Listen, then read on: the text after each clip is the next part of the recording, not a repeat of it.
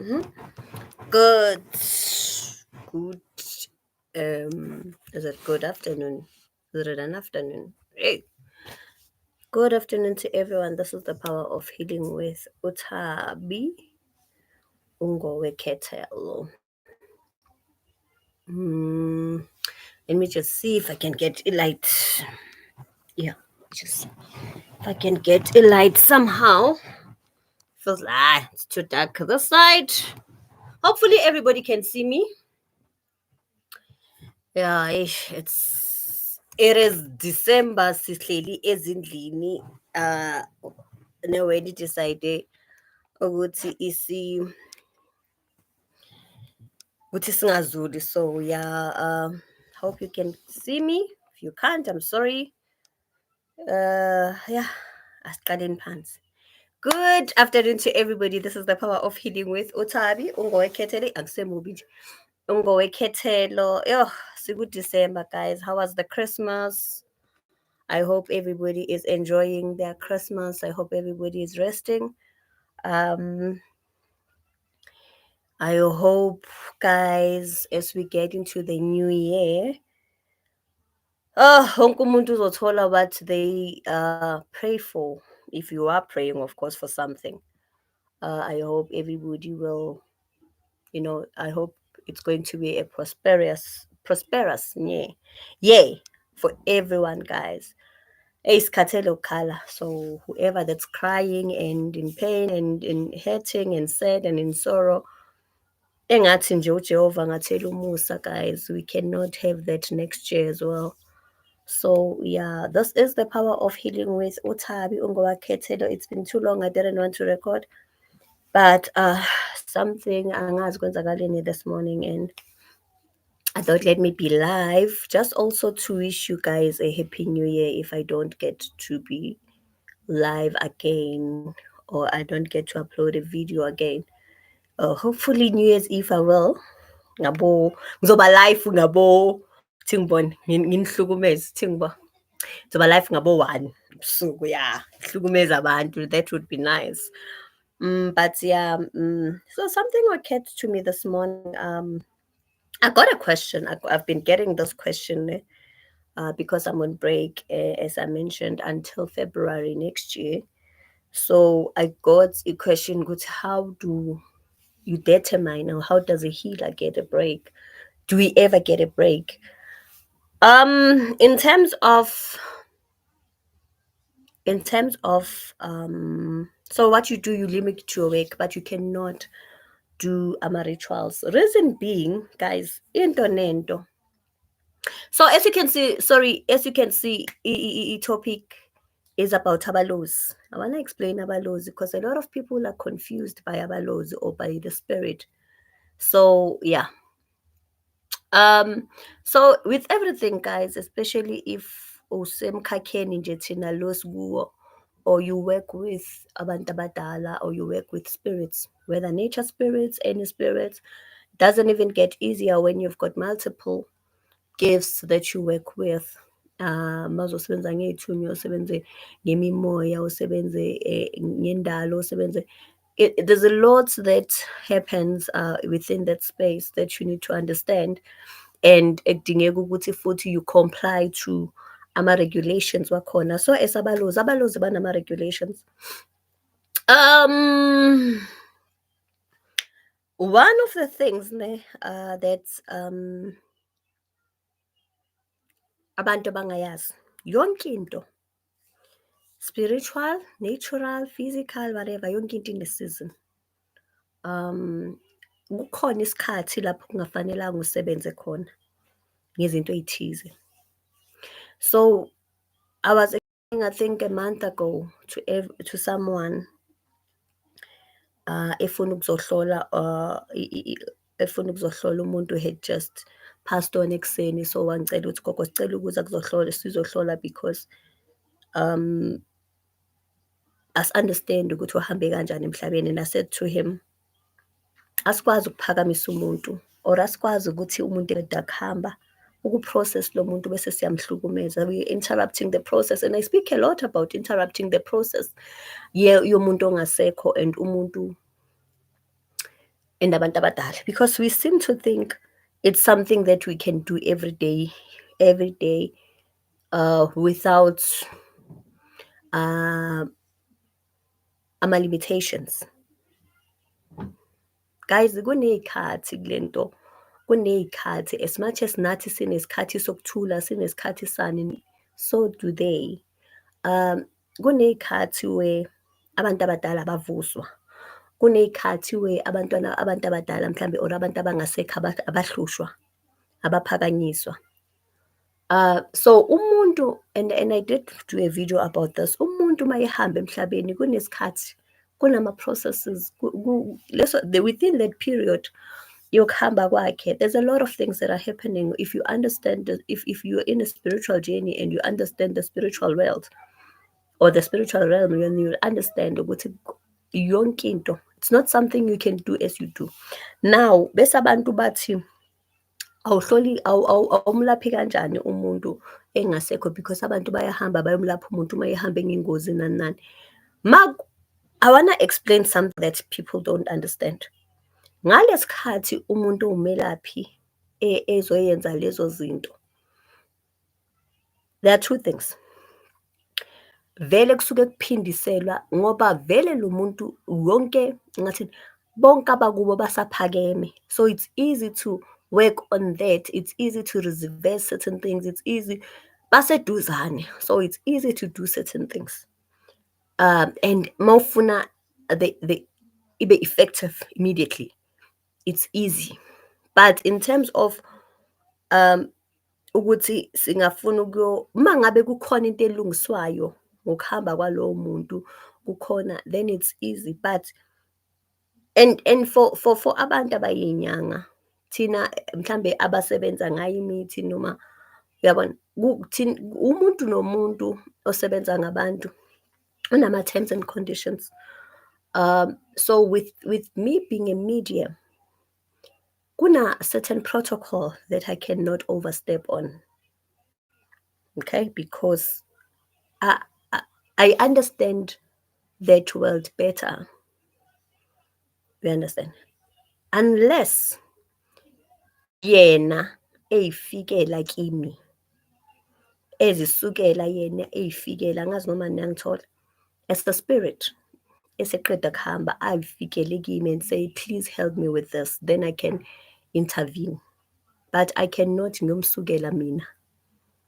So that's why I talk about seasons. I talk ukuthi, or I say, kuney'khathi, kunezinto ezenziwayo nezinto ezingayenziwa. So why am I on break? Yeah, so even with nature, mawusebenza ngemithi, umuntu osebenza ngemithi noma inyanga esebenza nemithi, iyazi ukuthi kunesikhathi lapho ungahambi khona uyomba imithi. Wonke umuntu une-protocol, wonke umuntu unama-guidelines that they work on. Uyazi ukuthi khona isikhathi lapho ungakwazi ukuthi into imithi. Isikhathi, guys, it's sokuthi ungayenzi izinto ze-spirituality. It's not only, especially women, it's not only when you are on your periods. There's iy'khathi where you're not supposed to work. So uyazi ukuthi ngalesikhathi ngesizini ethize akufanelanga nyomba imithi, ayizukusebenza. Reason why abantu they are stuck, guys, and izinto zingahambi kahle, kuthe ngale season le umuntu oya kuye umelaphi or healer oya kuye uya kuye wena, seeing i-opportunity yemali arising, wa-overlooka ama-regulations abekelwe wona in terms of umsebenzi. So uyazenza lezo, uyayenzela lento ufuna yenze, but it's not going to be effective because umthetho wakho uthi, or umthetho abekelwe abakubo uthi ngaleso sikhathi akufanelanga asebenze. Kunezinto esizi-observayo ekufanele sizi-observe in certain seasons. So ngaleso sikhathi ekwenza lokho, ekunikeza leyo nto leyo, mind you must know ukuthi ayizukusebenza. Ngaleso sikhathi eyokuyenzela that ritual, you must know ukuthi ayizukusebenza because ama-regulations athi this season akufanelanga ngabe uyasebenza. So abantu think it's an all-rounder where you can get it anytime, any day. That is why abantu bayithola ba-stuck ekutheni bayahamba bayoyenza izinto ezingasebenzi. Okay? Yes, I speak about seasons. Now, sisebenza-ke ngemimoya ehlukene, sisebenza with spirits ehlukene. And I want to touch on the spirit of ABALOZI, because ABALOZI, I think I did mention ukuthi ABALOZI yini. There is a video where I mentioned ukuthi ABALOZI yini. But-ke ukuba nabalozi, guys, abalozi abathwaselwa. I heard somebody actually saying that the other day. Abalozi abathwaselwa. But you must also understand, akusiwo wonke umuntu ozophiwa abalozi. In most cases, abantu abaphiwa abalozi abantu abasebenza ngobungoma.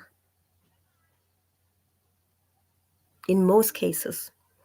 Ulucky-ke mangabe usebenzisa izinto ezihlukene or bese uphiwa leyo mimoya. Kodwa abaphakami nanoma kuphi nanoma kubani. Kukhona-ke abantu abanobungoma abasebenza ngabalozi nje straight. Even if you get to that, or inyanga esebenza ngabalozi, ngisho ungena emzini walowo muntu uyabezwa, bayaxoxa. Akusiyilwane-ke thandwaza kwethu, akusiyilwane abalozi. As understanding, not everything is silwane or umuntu uyathakatha, abalozi. So kukhona ukuthi lowo muntu loyo isiphiwo sakhe vele ukusebenza ngabo abalozi, usebenza ngabalozi. Abalozi bakanje, khona abalozi bentaba bese kuba khona abalozi bamanzi. Abalaphi, abalozi abalaphi, kodwa abalozi bayahlola, bayahlahluba, abalapha abalozi. Abalozi ufika balungisa indawo. So I've heard somebody saying that, there's this thing that people who are knowledgeable, let's say knowledgeable, ne? Labantakwethu abafundile, when they see videos mhlambe of people going to emanzini, rivers and bayoyenza mhlambe into zabo spiritual, so that those people who are ngathini abama-socialite enough that they even take videos of umsebenzi yabo. Yabona, abantu abazithembayo. Not ukuthi asizithembi, but sinemi, as I said, we've got regulations. So bese abantu-ke laba bakwethu abafundile bese bathi, there's chemicals in that water. You can see the chemicals. By the way, the chemicals they're speaking about ile gwebhu leli olubonayo emanzini, sokuba ama-chemicals, it's fine. Asizu-argue nabantu. And then, so with us as spiritually gifted people, ubona beyond that, the chemicals, ubona something else. With awareness that abantu abalozi basentabeni abekho complicated that much. So I said abaselwa ngithi right, bayaphothulwa noma bayaphakamiswa. Ekubaphothuleni-ke, as I said, kuthiwa-ke kuthiwa ne ngithi kuthiwa badlelwa amagobongo, or kuba ney'mpande ey'thize ey'hlanganiswayo ekutheni baphakame or baphothulwe in the song, in the ubungoma space. Mhlambe ukuthi okwami kweza ngenye indlela, so I will not maybe dispute that. Kuthiwa kudlwela amagobongo, ukuthi thina-ke angithi space nithethe amagobongo into esingayidli. So-ke baphothulwe-ke ngaleyo ndlela abaphothulwa ngayo. Now, yazi, there was this word that somebody used, lesiZulu, how ukuthi yini kwisila, we know it as kwisila. So angithi niyazi ukuthi sibaphakamisa ngokuthi sishaye i-whistle. Unfortunately angazi ngibeke phe yami. So-ke yeah, so now I said to you, bayaphakanyiswa ekutheni bahlole. So usually when people go to entabeni, or when they go to emanzini, mawunabalozi, because abalozi bahamba kuqala, guys, kuyo yonke into, futhi noma ba-communicate kuqala, umuntu engakasho lutho nje. bakutshele usafika kuleyo ndawo ukuthi indawo i-conducive ekutheni ungasebenza kuyo, ungakwazi ukusebenza kuyo noma ukwazi ukusebenza. Abalozi guys bayakutshela as much as siney'thunywa sinani, nabalozi bayakutshela ukuthi le ndawo oyoya kuyo i-right or i-wrong. Bayakutshela ukuthi amanzi oyongena kuwo, they show you the flow mhlambe sonke isimo samanzi. Angithi bayahlola la bantu, so bakuhlolela phambili bakubonise-ke ukuthi la manzi oyongena kuwo, isimo salamanzi si-right. I think often uma ngizofaka umuntu emanzini, I always comment ngamanzi and unfortunately people don't know from which space that is coming from. Ngesinye isikhathi uthi uyangena emanzini ubone kuba namafutha. Ngesinye isikhathi uthi uyangena emanzini ayanuka. Mawuwabukile ungaphandle awuyiboni kodwa as soon as ungena ayanuka. Abalozi bayakwenza-ke lokho. Futhi abalozi mabangafuni ungena emanzini awuzukungena. Bayasishintsha isimo samanzi. Ngesinye isikhathi kube na those green thing ehlalela phezulu. Ngesinye isikhathi uthi uyafika emanzini abe mnyama nje. I've always commented and said, there's this place that we used to go to and I said, abanikazi bale ndawo abasafuni umuntu kulamanzi indlela sewashintsha ngayo. So bayakubonisa. Mawuya entabeni kunesikhathi ukuthi uyaqhamuka mhlawumbe uyangena kuleyo ndawo unukelwe. Kunama-seasons guys, unukelwe uthole ukuthi noma uthi wenza izinto zakho umoya emuva ukutshela ukuthi hamba. So the problem with us as people asifuni ukulalela. Yabona mase ngithe ngizoyenza into uzoyenza. In most cases uthola abantu amanzi amthatha umuntu akathathwanga because azange athola ama-warning signs or ukuthi lo muntu omhambisile aka-understand isimo samanzi. Aka-understand futhi isimo semimoya esisebenza ngayo. So as much bahlola isithandwa sami ngisho uhamba uyofaka umuntu, lowo muntu loyo engekho esimeni esi-right, bafike basho ukuthi cha lo muntu ozomfaka la kungena la. Ngoba kunento so efanele adlule kuyo. Umuntu onamakhosi, umuntu onamabutho, kuvamisile ukuthi ahambe nabalozi guys, abasebukhosini labo. So ukuphothula noma maturing abalozi, it's not a quick and easy step. Bathatha isikhathi ukumechora. Asikho ispirit esithatha isikhathi ukumechora like abalozi. Reason being,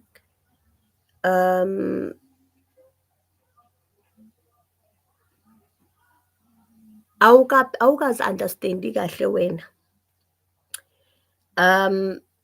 Awukakhuli ngokugcwele ngokomoya.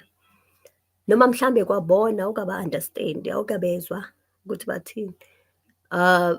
So akusi ispirit esimechora very quick ekutheni uzosi-understanda sisebenza kanjani noma uzosisebenzisa kanjani. So a lot of people would be told unabalozi.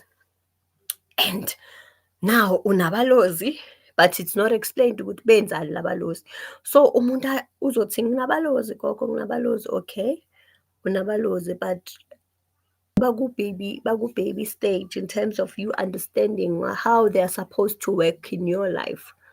So it's not something that mhlambe esingisho ukuthi in most cases mangabe they are dominant, usebenza ngabalozi, uzosebenza ngabalozi in your gift.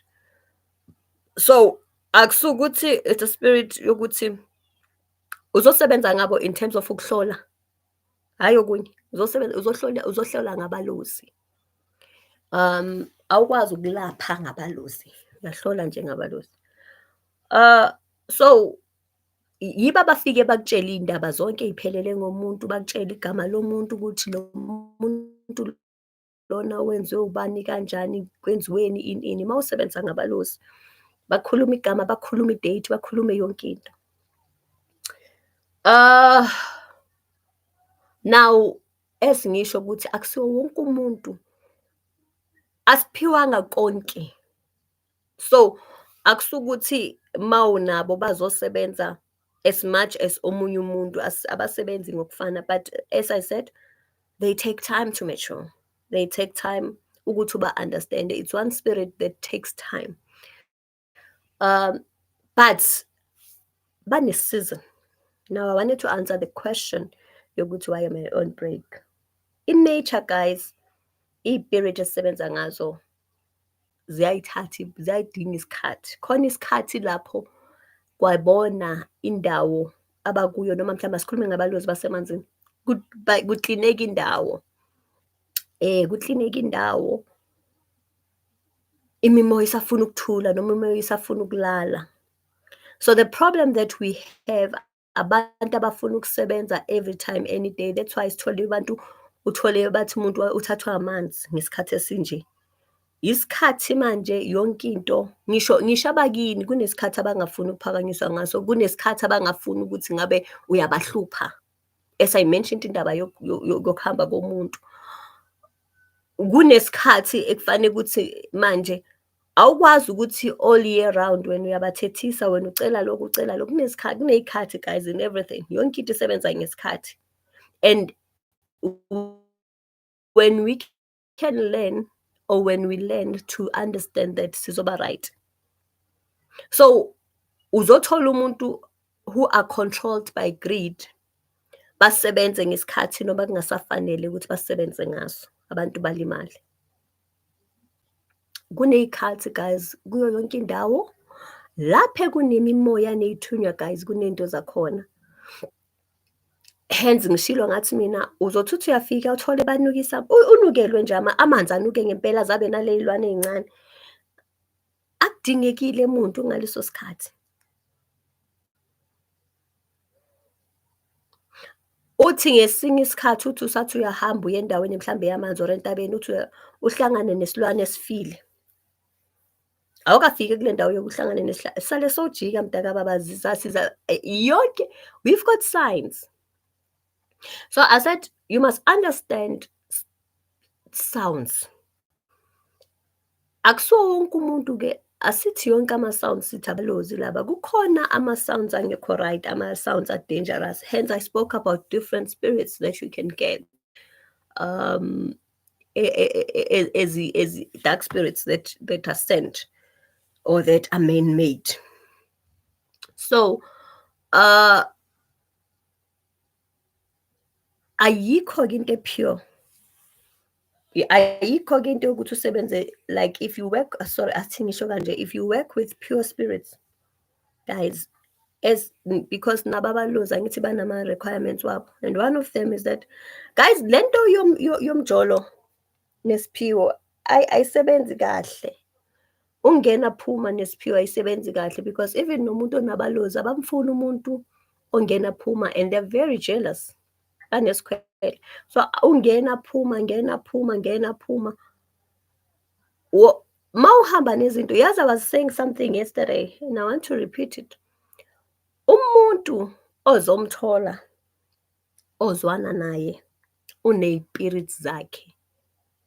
I heard a story shem esibuhlungu where somebody uthola i-girlfriend entsha walahlekelwa ibenzi. Qeda ukuthola intombi umsebenzi walahleka. Yahlangana-ke nomuntu uthatha iy'nto zakhe, destroy impilo yakho. Lokho fanele sikusho. Khona uthi mawuhlangana naye izinto zakho zibe right, zivuleke. Kube khona umuntu ohlangana naye uzokulahlekelwa umsebenzi. Futhi ngendlela mawuthi ubheka iminyaka bawusebenza lana, ngendlela elula futhi, because umsebenzi ulahleka lula. So I think we need to be careful. As long as we understand ukuthi umuntu uhamba ney'nto zakhe, umuntu unema-spirits wakhe awakherile, unezinto zakhe, une-past lo muntu. So nawe mawungena, ngena ngale understanding ukuthi kungashuba. Even not only in terms of umuntu ozwana naye guys, even the friends that we carry along. Kukhona umngane othi ungena empilweni yakhe yonke into yakhe ibhede. Abantu abayilungisile into zabo, and we need to understand that. Abantu abazilungisile iy'mpilo zabo, and abantu abayilungisa into zabo. Abantu bahamba nezinto bahamba nobumnyama, bahamba nento ey'ningi. So we need to understand this. However, bengifuna nje ukuthi before siphothule unyaka noma before siqede unyaka ngisiqoqe kabanzi lena nginiqoqele ukuthi guys, we need to understand ukuthi zonke lezi zinto zisebenza ngemithetho ethize.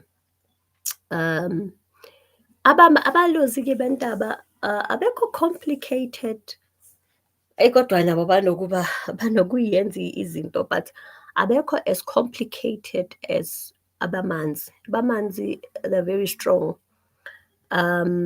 Abentaba, you would get those situations where usabathe uthi wenza into umoya kuleyo ndawo uthi cha, not namhlanje.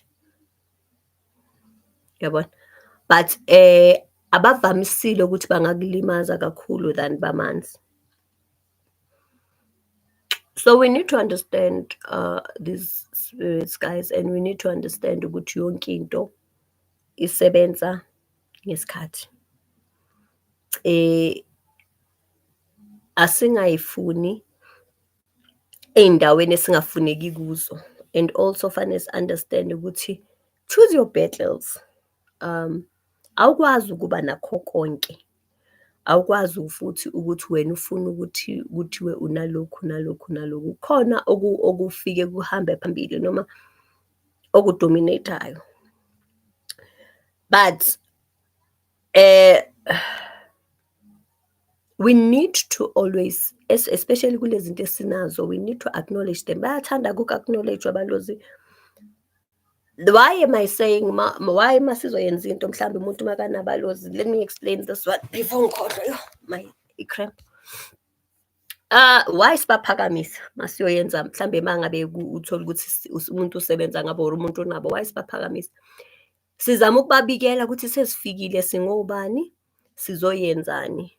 Umuntu onabalozi akakwazi ukusetshenzwa umuntu onganabo abalozi ngoba akwazi uku-understand ispace sakhe.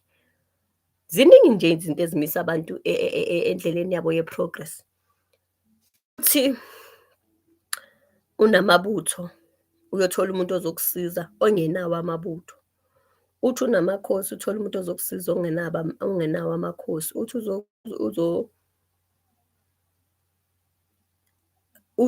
uthi unabalozi, uyothola umuntu ongenabo abalozi. Iziningi nje izinto ezimisa abantu, guys. So bayathanda ukubikelwa ukuthi sesikhona and futhi it's one thing that you start with before anything else, before you proceed with other things. You start with acknowledging them, ubabikela ukuthi sengifikile-ke singobani thina, size endaweni yenu kanje kanje kanje. Baphakamisa, uyazibika kwawena bese-ke uqhubeka naloku noma ngisho uhamba uyavalelisa futhi. People who've done mhlambe imisebenzi ethize nami will actually attest to this. Uyazama by all means. Sometimes-ke ngoba sizwa ngokufana, sometimes ngisho bekhuluma umuntu uzothola ukuthi umuntu akezwa ukuthi yabona, but angithi sithe aba-mature ngokufana ebantwini and aba-mature kalula. So yeah, guys, that's maybe that's all that I wanted to say. Angazi noma khona engikukhohlwayo yini. But again, I think asifundeni ukuthi kukhona-ke ezingayenzeki as fast, and sometimes not understanding ukuthi into isebenza kanjani is not that uslow wena, but isikhathi asikavumi noma ijeni yakho takes a little bit of time. Kodwa in one thing that you should know and understand is that aba-mature easy, thatha isikhathi. So how does then it work in a space in sesithunywa? As I said, as awukwazi ukuba nako konke. Some of the spirits, we have them to acknowledge ukuthi zikhona zincede ey'ntweni ey'thize, because as I always speak about family entourage or spiritual or ancestral spirits, asisho kanjalo, ama-entourage that you have, you don't have one spirit, angithi. So omunye bekaphiwe lokho, omunye bekaphiwe lokho, omunye bekaphiwe lokho, omunye bekasebenza ngalokho. We just acknowledge. But what determines our journey, it's the chief spirit who is in charge of impilo zethu. And that's where people get it confused. And also I want to say this. Kunokwenzeka uhlole. Guys, angazi sengi-emphasize kangakhi. Kunokwenzeka ukuthi uhlole bese kuqhamuka umuntu that you never thought uzoqhamuka e-consulting kwakho. In most cases kusuke kwenziwa ukuthi fanele kube nento enidlulisayo nalowo muntu. Fanele kube nento enidlulisayo. Hayi ngoba ephethe impilo yakho, because a lot of times uthola ukuthi mhlawumbe omunye umuntu uyavela, lo muntu uvela akasekho emhlabeni, beke kwenze kabi. So immediately uthi umuntu kuvela umuntu so athi angeke kwenzeke kanjalo. Azange sithi thina lo muntu uphethe impilo yakho. Azange, listen. Kuyasiza nokulalela. Sisuke sizokutshela ukuthi uzoxolisa ezathini ethize, because mind you wena noma ngabe ungambambela igrudge yena usedlulile kulo mhlaba futhi uzibambela wena, because mawungaxoli akukho kuzolunga. Ukohlala nje kukubambile until uzulungisa inhliziyo yakho. So masithi thina kuvela umuntu nje bese mina uthi kimi akwazi, angazi fanele ngithini ngoba mina ngiyicontrol, angiceli ukuthi ngicela abantu. Phakama umuntu and in most cases uthola ukuthi lo muntu akaphakami for the whole session, uphakama nje ekutheni ufuna ukuveza ukuthi akulungiswe lana lana lana la ukuze into zakho yilunge. Ngesinye isikhathi-ke fanele udlulise okwakhe ukuthi izinto zakho zilunge, ngoba kukusiza ukuthi ungabamba igqubu umuntu ongasekho, akasekho, ukosele. So-ke bengithi ngizama ukulungisa naloko guys, but hope that you understand ABALOZI and you understand ukuthi asikwazi ukuthi singathi thina umuntu uzolapha ABALOZI, ayikho into enjalo, ningadlalwa abantu. Abalaphi bayahlola and understand how they work in terms of time. Ungahambi uyongeniswa emanzini or uyise entabeni kanti isikhathi asivumi ngalelo langa mawungafuna ukuyisola, ngoba they give you signs. In most cases mangabe uthola umuntu, hence ngisho ngithi mina thola umuntu ozokusiza entweni ayaziyo, hayi ukuthi noma ubani wazi ukwenza noma yini. So ngiyabonga kakhulu. Hope you guys do enjoy your New Year's, and yeah, we'll see you next year. Oh, and so the question was, or the answer to the question is, I cannot refuse umuntu who comes and say, can I consult? Ukuthi nje ngibheka ilanga ukuthi iliphi lelo langa, but in terms of cleansing rituals, I will start on February the 15th. Rituals, I will start on the 15th. But initially with work and consultations, I will start on the 1st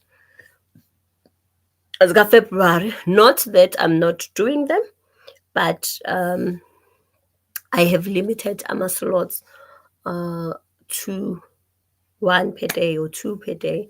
So I've limited those slots. But yeah, especially for January. But ngizoqala ukusebenza kahle back to normal February, from the 1st of February, and I hope you guys do enjoy your holidays.